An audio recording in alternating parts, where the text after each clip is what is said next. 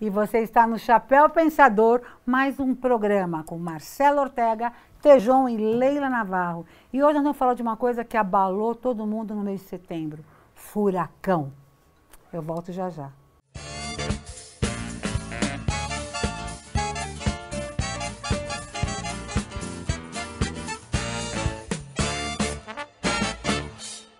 Eu recebi um e-mail e me impressionou muito e eu queria começar a nossa discussão aqui em cima disso aqui.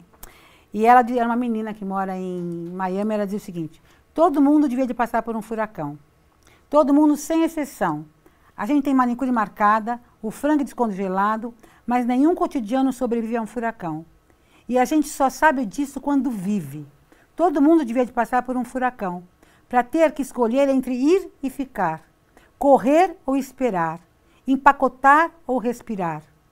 Com exceção das evacuações mandatórias, penso que não tem escolha certa ou escolha errada, mas que todo mundo devia parar para pensar. Vou ou fico? Tenho para onde correr?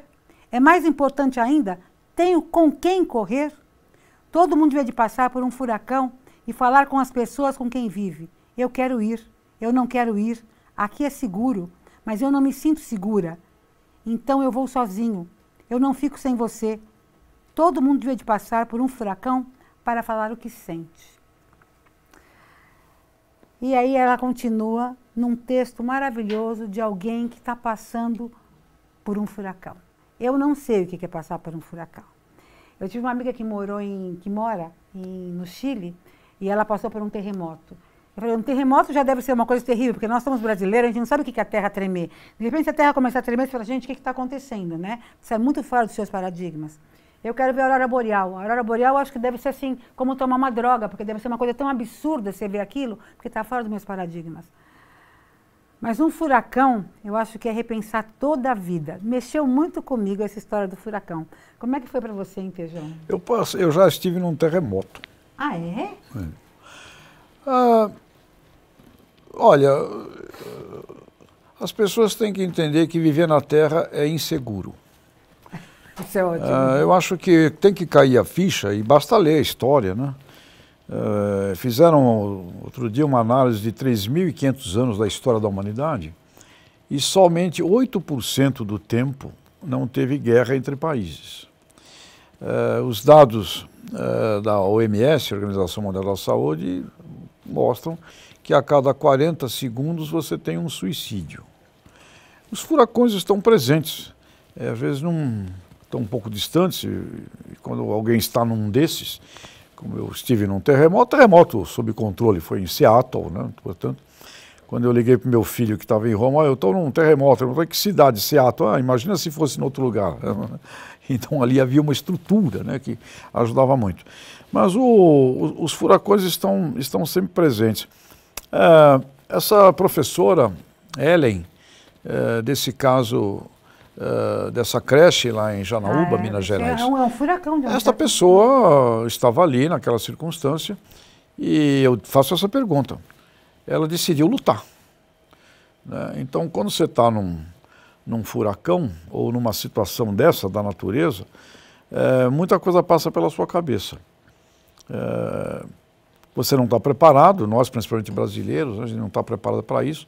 O pessoal lá, onde tem esses lugares, eles estão mais preparados. Eu, quando passei pelo terremoto, a princípio eu não acreditava, achava que era um efeito. Era uma convenção. Juro, eu achava que era um efeito, tipo Disney.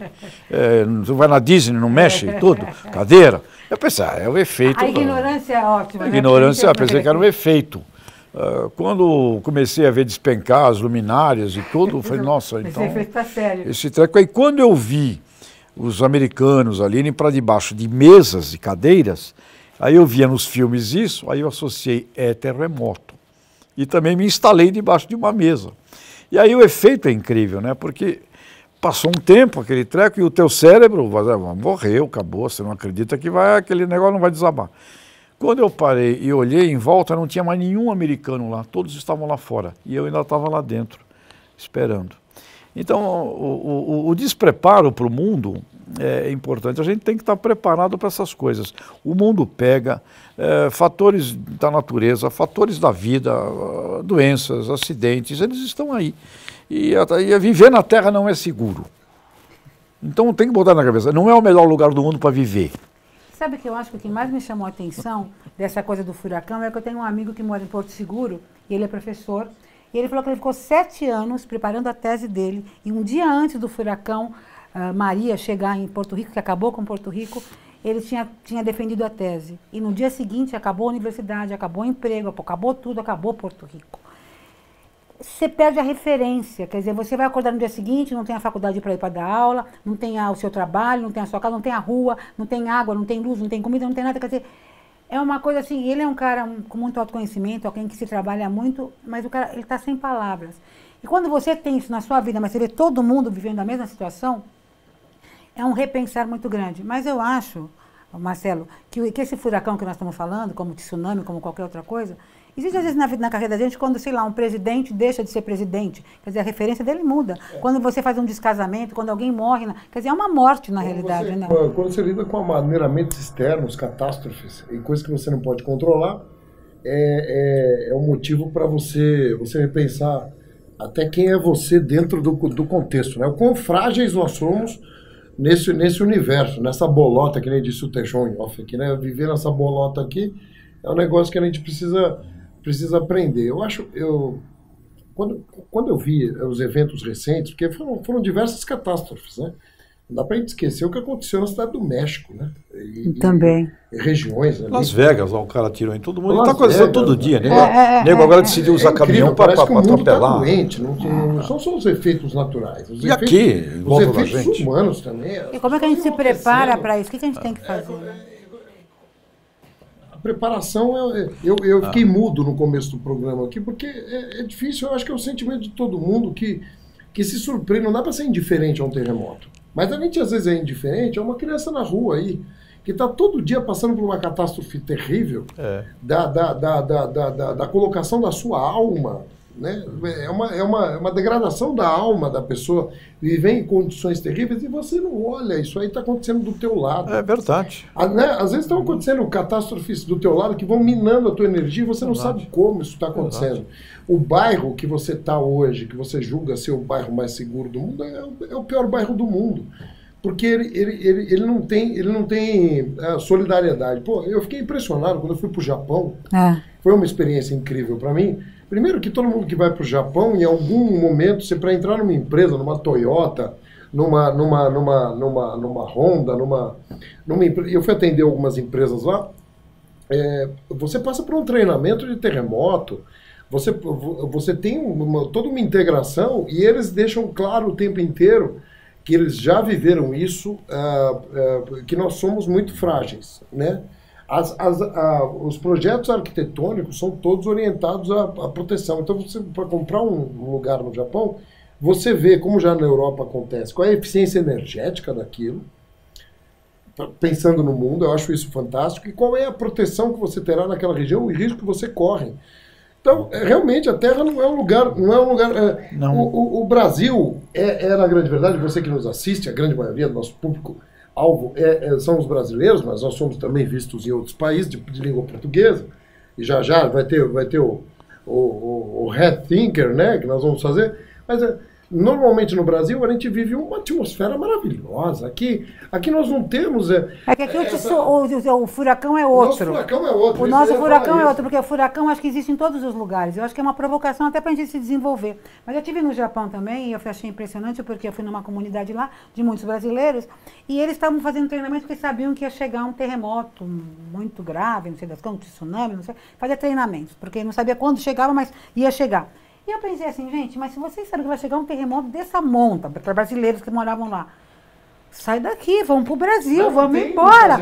Daí eles falaram assim, mas aqui é o meu lar, aqui é a minha casa. Quer dizer, a pessoa, aquele é o lar dele. Quando às vezes tem tsunami, as pessoas não querem sair da casa, tá cheio de água, depois você fala, não, mas aqui é a minha casa, eu vou esperar a água baixar, porque aqui é a minha casa. Quer dizer, você se mistura o seu ser com aquilo que você tem. E essa é a minha preocupação, esse é o meu questionamento. Eu tive uma amiga que ela era uma das diretoras de um banco muito, muito especial aqui em São Paulo, trabalhou 20 anos nesse banco, chamaram ela de um dia para o outro e falaram, isso já faz tempo, não sei se hoje eles fazem assim também, chamando de um dia para o outro, manda você embora um dia para o outro, mas no caso dela, mandou ela embora um dia para o outro, e ela que tinha um sobrenome, Márcia do Banco Tal, ela passou de, não tinha mais nada, ela era Márcia e não sabia o que fazia, acorda de manhã, não sabe para onde vai, o que vai fazer, não tem mais nem cartão, não tem mais aquele sobrenome, quer dizer, você se sente sem referência nenhuma. Quando eu trouxe à tona essa discussão do furacão, é essa coisa que a gente pega as referências em coisas externas. De uma hora da outra, por exemplo, e não na referência. Até separação conjugal.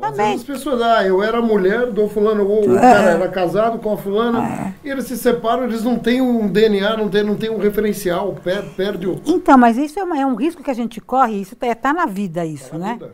Então, por isso que eu acho que a nossa referência não tem que ser em coisas externas, mas a referência tem que ser dentro da gente mesmo, né? Eu acho que é por aí que eu me bato, né, Tejão? E você? O preparo para a incerteza é tudo, né? O Edgar Morin é um educador francês, ele diz, somos educados para as certezas e não educados para as incertezas.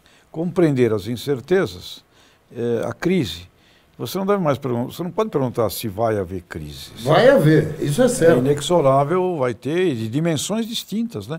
O exemplo lá dessa creche de Janaúba, aquela professora ali, foi submetida a um inesperado... E como é que você se prepara para uma coisa dessa? Quer dizer, não tem preparo, tem que estar vivo, tem que estar fazendo parte, ninguém né? espera isso, gente. Quando eu vi, me desculpem, quando eu vi a notícia eu fiquei abismado.